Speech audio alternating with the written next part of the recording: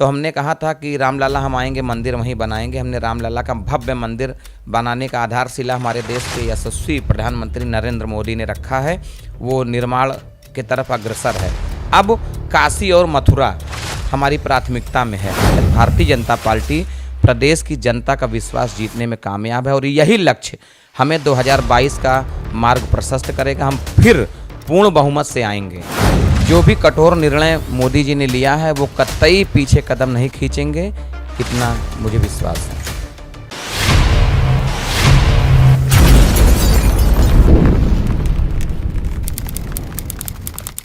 नमस्कार, सनातन टाइम्स में आपका स्वागत है। मैं हूं आपके साथ अभिषेक शर्मा। साल 2021 का आखिरी महीना और अब 2022 के चुनाव में, विधानसभा चुनाव में बहुत कम वक्त बचा है। ऐसे में तमाम पार्टियां अपनी जीत को लेकर के संघर्ष कर रही हैं। छोटी बड़ी पार्टी कोई भी हो, जीत का दावा पूरा है, यानी बहुमत हर पार्टी पाने को तैयार है। लेकिन ज़मीनी हकीकत क्या है, ये जानने के लिए आपको पता है कि हम फील्ड में निकलते हैं, लोगों से बातचीत करते हैं, जनता की राय लेते हैं। पर आज इसी तरह से बात करते करते हम आ चुके हैं अंबेडकर नगर ज़िला में, अंबेडकर नगर में टांडा में आ चुके हैं। और अब हम बात करने चल रहे हैं श्याम बाबू गुप्ता जी से और उनसे जानेंगे, चूँकि वो एक विधायक प्रतिनिधि भी हैं, उनसे बातचीत करेंगे। क्षेत्रीय लोग बहुत ही अच्छे से जानते हैं, हिंदुत्व के मुद्दों को लेकर के भी वो जनता के बीच में हमेशा आगे रहते हैं। तो इस बार 2022 के विधानसभा चुनाव में क्या रणनीति है भारतीय जनता पार्टी की, क्षेत्र में क्या माहौल है, ये जानने के लिए उनसे हम बातचीत करते हैं। सबसे पहले तो आपका बहुत बहुत स्वागत है सनातन टाइम्स में। धन्यवाद सर, आपसे मेरा पहला सवाल ये होगा कि 2022 का विधानसभा चुनाव करीब है, क्या तैयारियां हैं? देखिए, हमने 2017 में कहा था न गुंडागर्दी न भ्रष्टाचार, अब की बार भाजपा सरकार। साथ में एक नारा और भारतीय जनता पार्टी ने दिया था, सबका साथ सबका विकास। मैं विश्वास के साथ ये कह रहा हूँ कि आज गुंडागर्दी बिल्कुल प्रदेश से ख़त्म हो चुका है। भ्रष्टाचार भी बड़े पैमाने पे जो होते थे, जब सरकारी नौकरियां मिलती थीं तो मुलायम सिंह के परिवार से, मायावती जी के यहाँ से लिस्ट आती थी, लेकिन आज कोई भी नौकरी पाया व्यक्ति ये नहीं कह सकता कि नौकरी पाने में मुझे 1 रुपया कहीं देना पड़ा। भ्रष्टाचार पर लगाम लगाने के लिए हमारी सरकार ने बड़े पैमाने पर काम किया है और गुंडागर्दी जो कभी प्रदेश की राजनीति को बदल देने की स्थिति में रहते थे, इतने शक्तिशाली थे कि जो चाहते थे वो प्रदेश में होता था, सरकार झुकती थी। आज ऐसे लोग रहम की भीख मांग रहे हैं। निश्चित तौर पर जो हमने 2 नारा दिया था, इसका सार्थक परिणाम आज जनता के पक्ष में दिखाई दे रहा है। हमने नारा दिया था सबका साथ सबका विकास, तो निश्चित तौर पर आज मैं ये दावे के साथ फिर कह रहा हूँ कि हमने किसी भी योजना को, वो चाहे उज्ज्वला योजना हो, चाहे आयुष्मान कार्ड हो, चाहे प्रधानमंत्री आवास योजना हो, चाहे किसान सम्मान निधि हो, हमने ये व्यक्ति अमुक जाति का है ये देखकर नहीं, बल्कि वो पात्र है, पात्रता की सूची में है, तो उसको हमने देकर अपना सबका साथ सबका विकास करते हुए आज भारतीय जनता पार्टी प्रदेश की जनता का विश्वास जीतने में कामयाब है और यही लक्ष्य हमें 2022 का मार्ग प्रशस्त करेगा। हम फिर पूर्ण बहुमत से आएंगे। सपा का तो ये कहना है कि 400 सीटें जीतने वाले हैं, तो जब 403 सीटों में 400 सपा जीतेगी तो फिर बीजेपी? देखिए, सपा ने 2012 में एक नारा दिया था कि अगर आपने समाजवादी पार्टी को पूर्ण बहुमत की सरकार बनाई तो मैं इस प्रदेश को, उत्तर प्रदेश को उत्तम प्रदेश बनाऊंगा। लेकिन आज पूरा प्रदेश जान रहा, पूरा देश जान रहा है कि जब समाजवादी पार्टी 2012 से 2017 तक प्रदेश की में बागडोर अपने हाथों में ले रखी थी, तो उत्तम प्रदेश का नारा देकर जो जनता को छला था, पूरा देश जानता है, पूरा विश्व जानता है कि जिन्होंने उत्तम प्रदेश बनाने का नारा दिया था वो पूरे विश्व के पटल पर उत्तर प्रदेश को दंगों के प्रदेश के रूप में जाने लगा। आज ये समाजवादी पार्टी के लोग कह रहे हैं, लेकिन जनता क्या कह रही है, ये आप जनता के बीच में जाएंगे तो आपको पता चलेगा कि किस प्रकार जनता भारतीय जनता पार्टी की सरकार से खुश है, भारतीय जनता पार्टी की रीति और नीति से खुश है। भारतीय जनता पार्टी के कार्यकर्ता आज गांव-गांव में तैयार हैं, समय का इंतजार कर रहे हैं। और हमारे यहाँ तो सबसे अच्छी व्यवस्था बनाई गई है कि पन्ना प्रमुख, हमारे यहाँ एक एक कार्यकर्ताओं को एक एक पन्ने की जिम्मेदारी दी गई है कि ये इतने वोट की डालवाने की जिम्मेदारी आपको। तो मैं निश्चित तौर पर विश्वास के साथ कह रहा हूँ कि भारतीय जनता पार्टी जो कहा था वो किया है। इस आधार पर हम 2022 में पुनः फतेह करेंगे। इस बार 2022 में मुद्दे कौन से होंगे? 2022 में अभी हमारे कुछ काम अधूरे हैं। जैसे ये सही है कि अभी छोटे स्तर पर भ्रष्टाचार नहीं रुका है, तो हमारी प्राथमिकता होगी पुनः सरकार बनाने के लिए छोटे स्तर पर जो भ्रष्टाचार है इसको जरूर समाप्त करने का पूरा प्रयास हम लोगों का है और समाप्त होने की तरफ है। भारतीय जनता पार्टी ने अपने प्रमुख मुद्दों में जो, क्योंकि भारत धार्मिक प्रधान देश है, तो हमने कहा था कि रामलला हम आएंगे मंदिर वहीं बनाएंगे। हमने रामलला का भव्य मंदिर बनाने का आधारशिला हमारे देश के यशस्वी प्रधानमंत्री नरेंद्र मोदी ने रखा है, वो निर्माण की तरफ अग्रसर है। अब काशी और मथुरा हमारी प्राथमिकता में है।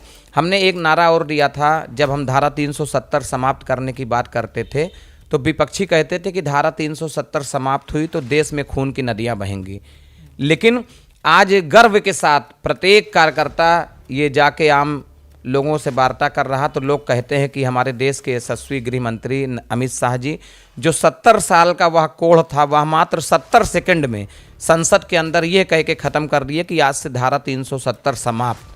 विपक्षी बिल्कुल अचंभा रह गए कि धारा 370 कोई इतनी छोटी चीज़ थी क्या कि वो आए और एक पोटली खोले और उन्होंने कहा धारा 370 समाप्त। तो निश्चित तौर पर हमारी सरकार पद पैसा प्रतिष्ठा के लिए नहीं, हम लोग भी राजनीति करते हैं पद पैसा प्रतिष्ठा के नहीं, बल्कि भारत माता के पुराने खोए हुए गौरव को पुनः प्रतिष्ठित करने के लिए हम सभी राजनीति करते हैं।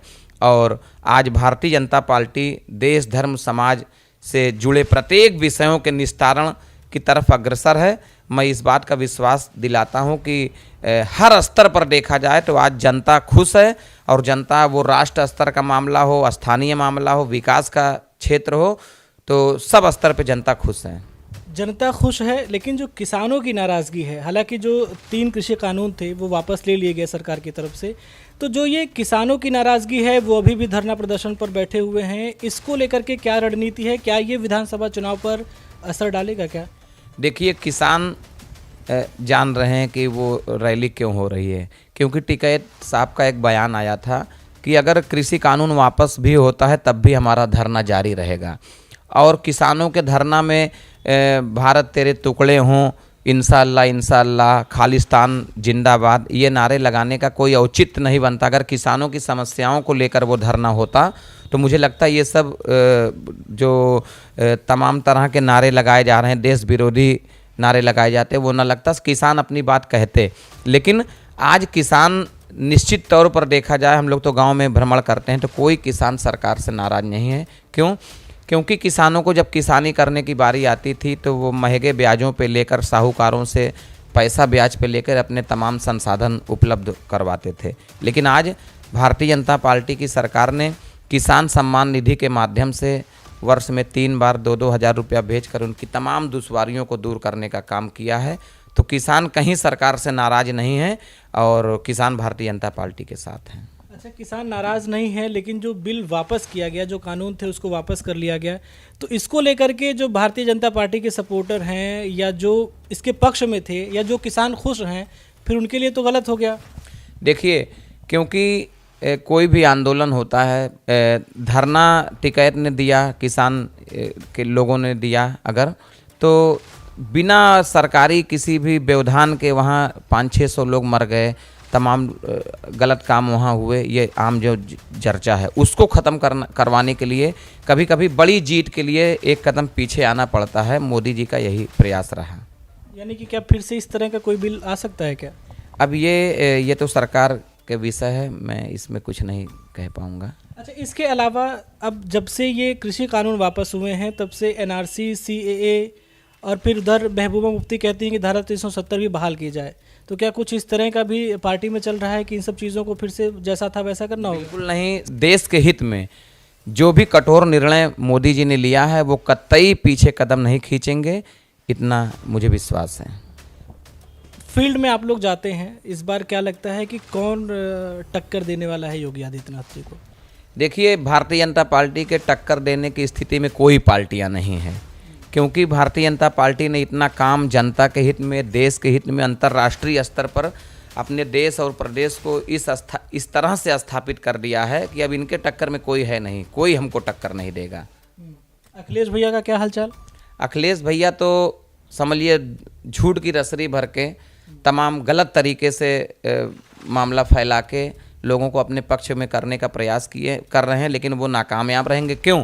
क्योंकि 2012 में जो उन्होंने नारा दिया था वो नारा बिल्कुल सफल नहीं हुए। उसमें उसी से ऊब कर जनता 2017 में पुनः भारतीय जनता पार्टी को स्थापित किया था उत्तर प्रदेश में, और भारतीय जनता पार्टी को पुनः जनता चाहती है। असदुद्दीन ओवैसी इस बार यूपी के चुनाव में हैं, तो क्या लगता है कि वो बीजेपी को फ़ायदा पहुंचाएंगे या नुकसान पहुंचाने वाले हैं? देखिए, बीजेपी को फ़ायदा पहुंचाएं या नुकसान पहुंचाएं, लेकिन प्रदेश की, देश की जनता इस समय जाग चुकी है। वो क्या सही है क्या गलत है उसका निर्णय लेने में वो अपने आप में सक्षम है। और मुझे लगता है कि प्रदेश में ओवैसी साहब आए ज़रूर हैं, लेकिन वो जिस प्रकार धार्मिक उन्माद फैलाकर अपने पक्ष में लोगों को करना चाहते हैं उसमें नाकामयाब होंगे। प्रदेश की जनता, देश की जनता अब जाग चुकी है। सही क्या है गलत क्या है वो निर्णय लेगी।